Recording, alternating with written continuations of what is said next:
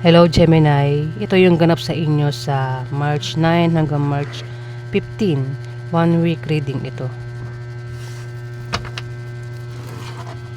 Yan natin Gemini sa March 9 hanggang March 15.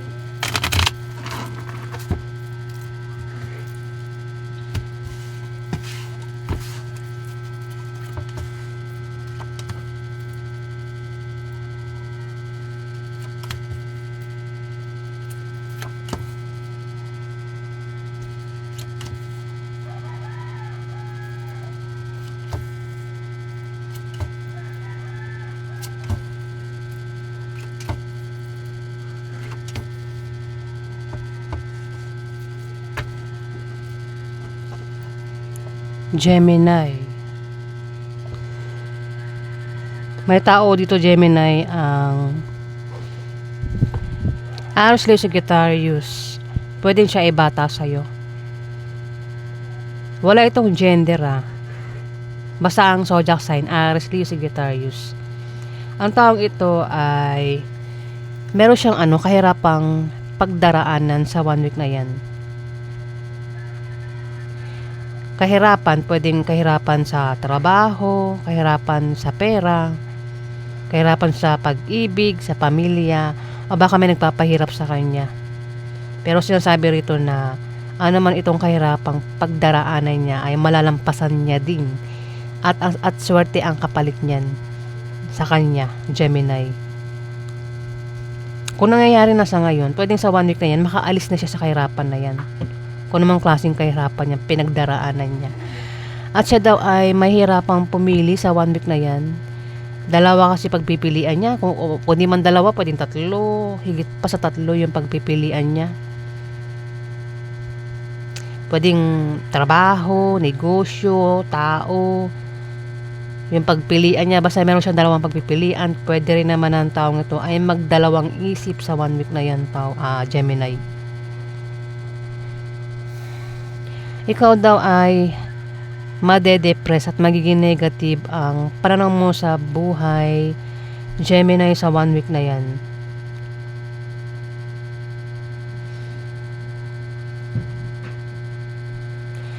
Kasi pwedeng ikaw yung ma-depress at maging negative yung pananaw mo sa buhay, o kundi man ikaw yan, Gemini, pwedeng kilala mo ang taong ito na depress siya at negative yung pananaw niya sa buhay. Pwedeng siya isang Aries, Leo, Sagittarius na bata sa'yo. Pwedeng ito yung asawa mo, kapatid mo, anak mo, Gemini. At may darating na blessing na maring pagkamalanghan lang sa 1 week na yan, Gemini. Depressed siya at negative yung pananaw sa buhay kasi parang may manloloko dito. May nanloko. Yung panlolokong gagawin, pwedeng patungkol sa pera o patungkol sa pag-ibig. Ayan, yung gagawin niyang panloloko, Ingat sa manloloko kung hindi ikaw yan, Gemini. May mag-a-apply ng trabaho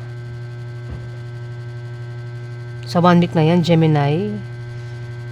Kung hindi mag-a-apply, pwedeng ito yung nagbabalak mag-resign sa kanyang trabaho. Huwag na basta-basta mag-resign, itong nagbabalak mag-resign kasi pag nag-resign yan, tapos wala pa siya makahanap at trabaho, nga siya sa huli, diba? Kailangan hanap muna siya ng kapalit bago siya mag-resign. Diba? Sa kukuha ng pera kung nag-resign ka na, diba? Nga. May magta-travel. Pwedeng dahilan ng pag-travel ay may ka-business deal. Pwede rin mag-a-apply o mag-resign o balak lumipat ng bahay o balak bumili ng bahay sa 1 week na yan. Pwede rin iba ang dahilan ng pag-travel. Ayan, Gemini. Meron daw kayong malalamang balita sa 1 week na yan, Gemini, na maaaring ipag-alala mo. Kaya dito meron kang pag-travel na gagawin at pwedeng wait lang. Sige, hindi natin idudugtong. Pwede rin idugtong. 6 pala ito, kala ko 5. Ayun, meron kang malalamang masamang balita sa 1 week na yan. At dito magta-travel ka. Puro travel Dito magta-travel ka. Pwedeng puntahan mo matapos mo malaman yung masamang balita. O naman dahilan pag travel mo, sa maraming travel ito eh. Pwedeng puntahan mo nga, tapos pwedeng hindi ko naman anong klaseng masamang balita yung malalaman mo at ikaw ay magta-travel. Dito, kung utang, kasi pwedeng utang, ayan, maaaring makabayad na sa pwedeng magbayad ng utang, o balak magtayo ng business. Sabihin ko lang meaning nitong lahat may tao rito, Gemini, ang nagbabalak magtayo ng business sa 1 week na yan at magagawa niya. O kung may trabaho, pwedeng ma-promote, lumaki sahod, dagdagan yung sahod. Kung may negosyo, lalago yung negosyo. O utang ito. Ayan, Gemini. Ayan, makabayad na raw sa utang.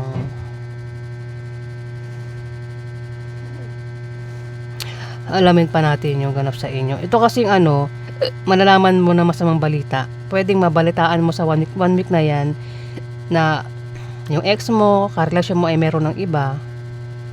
Pwede rin naman na iba yung makaalam ng masamang balita. Pwede rin na malaman mo kung ikaw yan pwede malaman mo sa 1 week na yan na yung kumpanyang pinagtrabahuhan mo ay nalugi, na bankrupt yung kumpanya. Pwede rin na malaman mo sa 1 week na yan, Gemini, na ang kamag-anak mo o kaibigan mo ay yumao na. Maraming dahilan meron kang malalamang masamang balita. Alamin pa natin.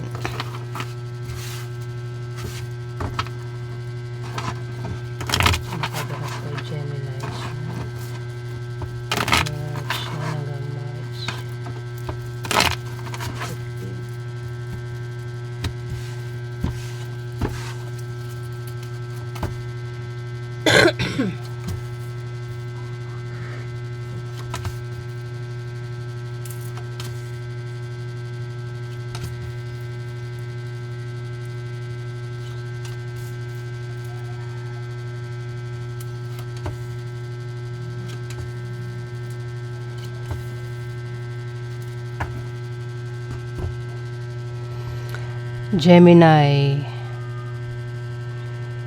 may taong magbibigay ng problema dito. Kilala mo, hindi ikaw ito. Meron ka bang kilalang Capricorn, Virgo, Taurus, zodiac sign, bata sa'yo, pwedeng siya ay babae, lalaki, bakla o tomboy. At may power sign na lalaki. Ang zodiac sign Aries, Leo, Sagittarius, lalaki. Dalawa sila. Pwedeng isa sa kanilang dalawa ay magbigay ng problema sa isa't isa. Gets ba?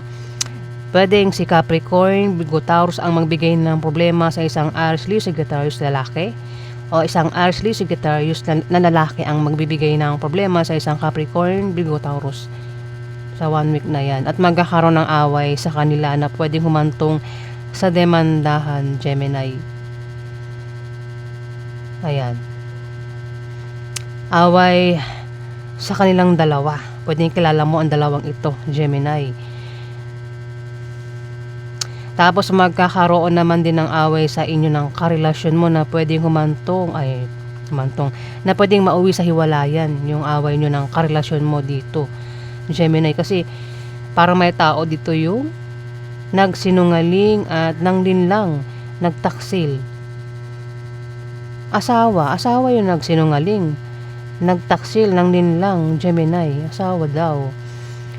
May away din na patungkol sa pera. O isa lang yan. Isa lang yung away na pwede patungkol sa pera yung pag-aawayan. Na pwede humantong sa demandahan, tapos magkakaroon din ng away sa inyo ng karelasyon mo na pwede mauwi sa hiwalayan. Pero yung away sa pera ay malulutas din naman. Ibig sabihin, makakabayad din kung utang.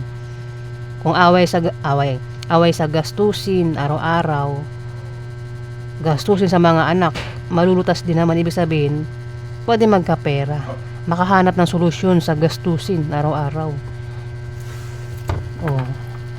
Alamin natin yung outcome sa inyo, Gemini. Outcome kay Gemini sa March, May hanggang March 15.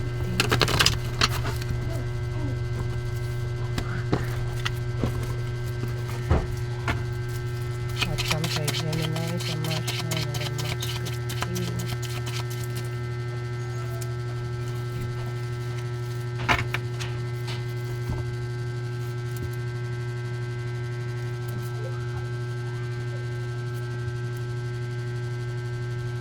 Apat.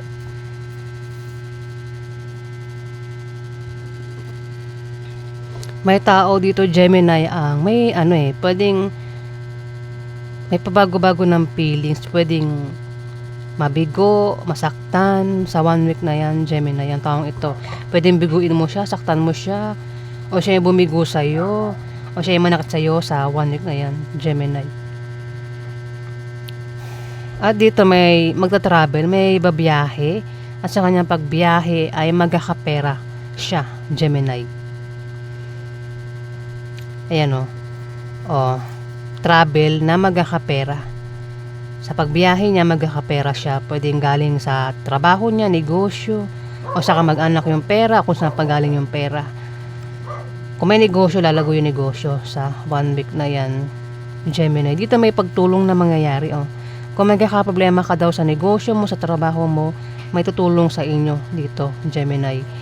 Ang makakatulong daw sa inyo, yung mga tao na makikilala mo, mga bagong mukha ito mga bagong kaibigan na makikilala mo sa 1 week na yan, Gemini. Kasi parang may manloloko dito. Kung magkakaroon ng problema, lokohan sa pera, may tutulong dito, Gemini. Ayan, kung sino man itong tinutukoy ko dito. Ayan po yung ganap sa inyo.